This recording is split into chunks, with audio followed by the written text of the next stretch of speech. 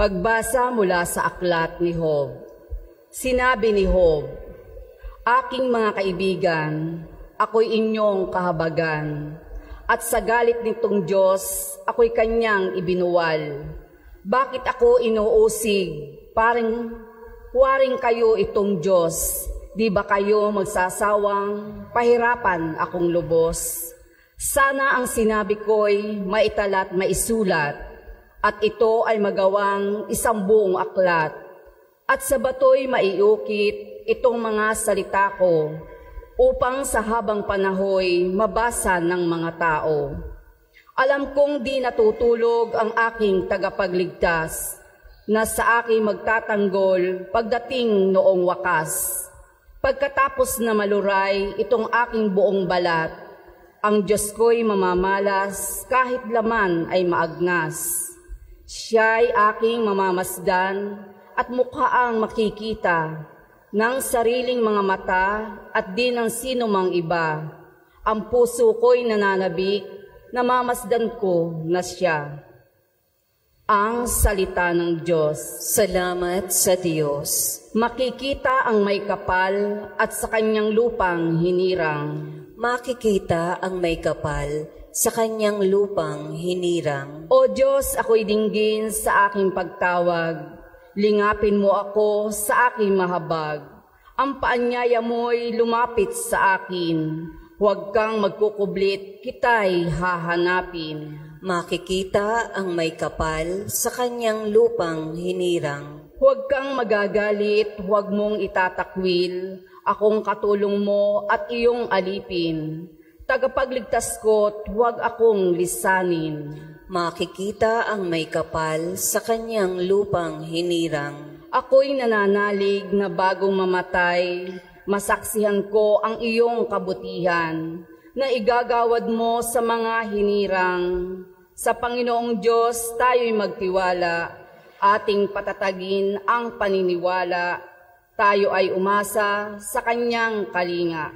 Makikita ang may kapal sa kanyang lupang hinirang. Magsitayo po ang lahat at magbigay galang sa mabuting balita.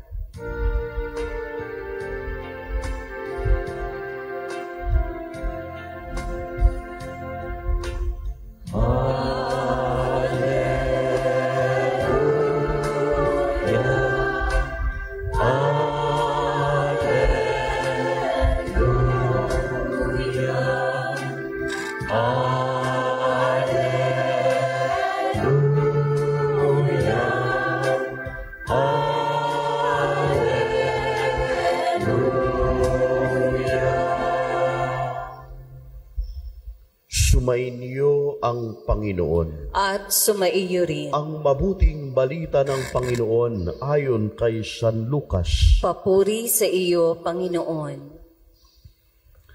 Noong panahong iyon, ang Panginoon ay humirang pa ng 72. Pinauna niya sila ng dala-dalawa sa bawat bayan at puok na patutunguhan niya. Sinabi niya sa kanila, "Sagana ang aanihin, ngunit kakaunti ang mga manggagawa. Idalangin ninyo sa may-ari na magpadala siya ng mga manggagawa sa kaniyang bukirin. Humayo kayo, sinusugo ko kayong parang mga kordero sa gitna ng mga asong gubat. Huwag kayong magdala ng lukbutan, supot o panyapak. Huwag na kayong titigil sa daan upang makipagbatian kaninuman. Pagpasok ninyo sa alinmang bahay, sabihin muna ninyo, maghari nawa ang kapayapaan sa bahay na ito. Kung maibigin sa kapayapaan ang nakatira roon, sa kanila ang kapayapaan. Ngunit kung hindi, hindi sila magkakamit nito. Manatili kayo sa bahay na inyong tinutuluyan. Kanin ninyo at inumin ang anumang idulot sa inyo, sapagkat ang manggagawa ay may karapatang tumanggap ng kaniyang upa. Huwag kayong magpapalipat-lipat ng bahay. Kapag tinanggap kayo sa alinmang bayan, kanin ninyo ang anumang ihain sa inyo. Pagalingin ninyo ang mga may sakit doon at sabihin sa bayan, Nalalapit na ang paghahari ng Diyos sa inyo, ngunit sa alinmang bayang hindi tumanggap sa inyo, lumabas kayo sa mga lansangan nito at sabihin ninyo, pati ang alikabok dito na dumikit sa aming mga paa ay ipinagpagpag namin bilang babala sa inyo. Ngunit pakatandaan ninyong nalapit na sa inyo ang paghahari ng Diyos.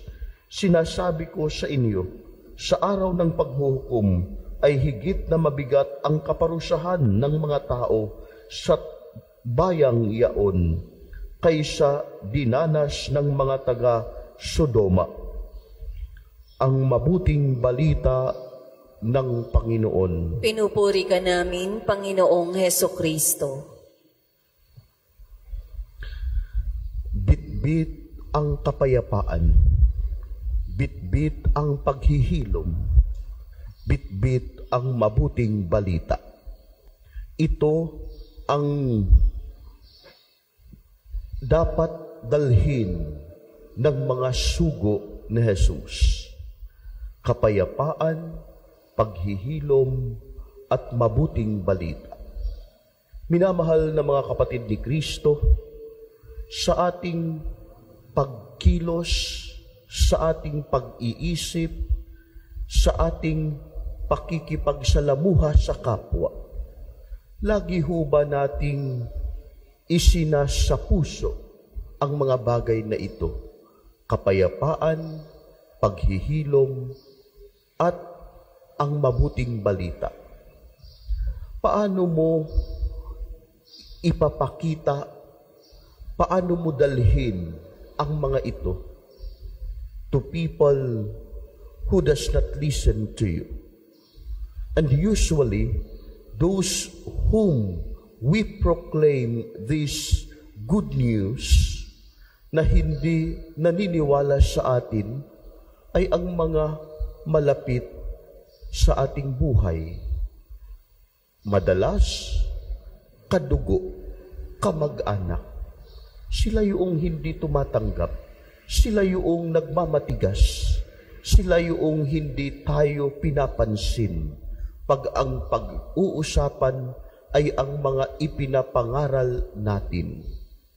At madalas sasabihin pang, tingnan mo nga ang buhay mo. Kung ang buhay mo ay naging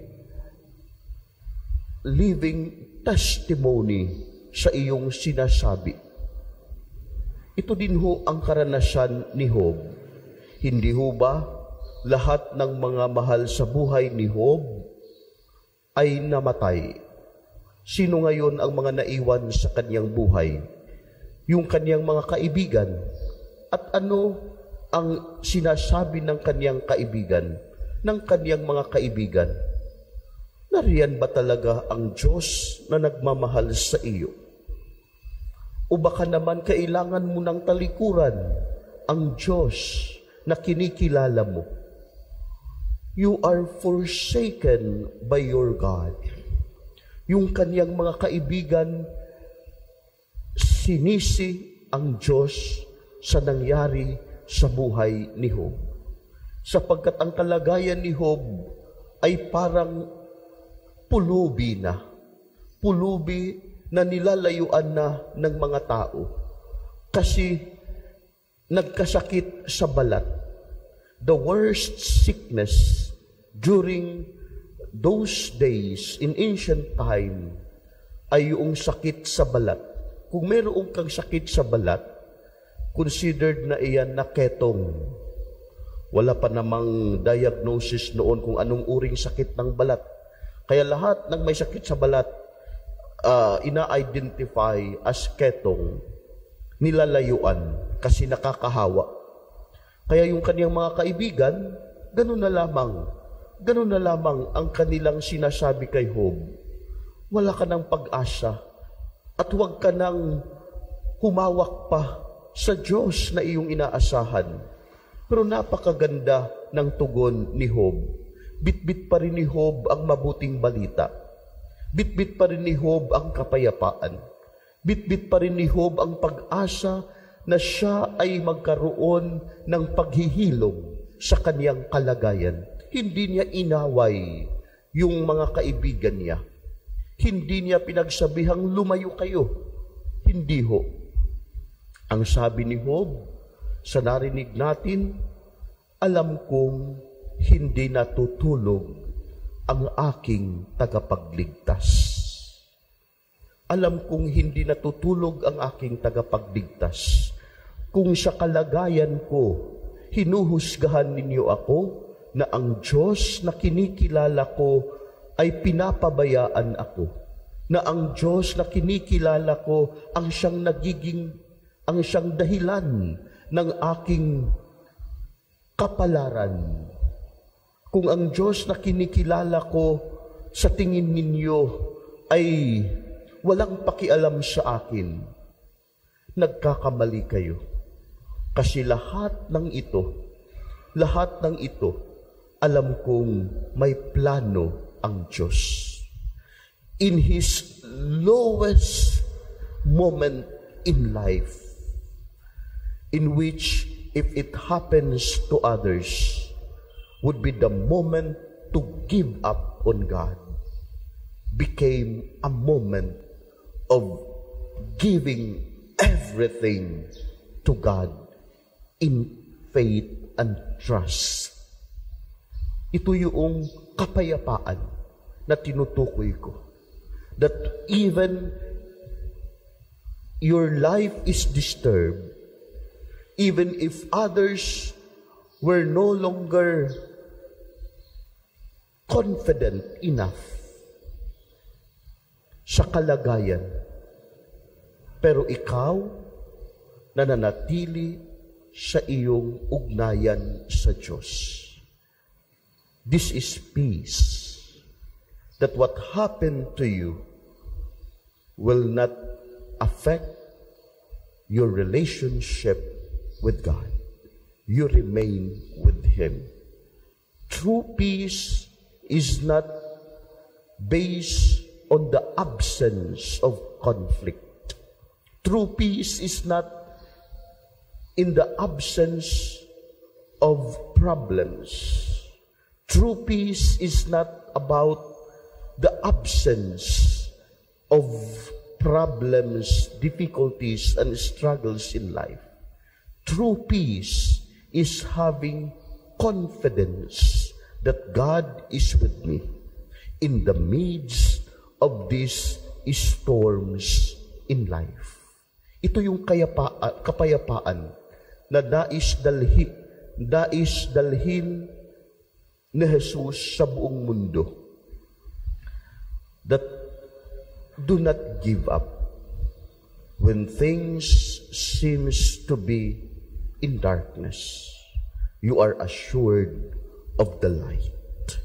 Just be aware, be conscious that God is with you. Job is our example in bringing this peace even in his miserable condition. Ito dapat ang ating pakatandaan sa gitna ng ating pangit na kalagayan. Manatili tayong nakahawak at nakaugnay sa Diyos at hindi tayo mawawalan ng pag-asa. Yan ang totoong kapayapaan. Amen.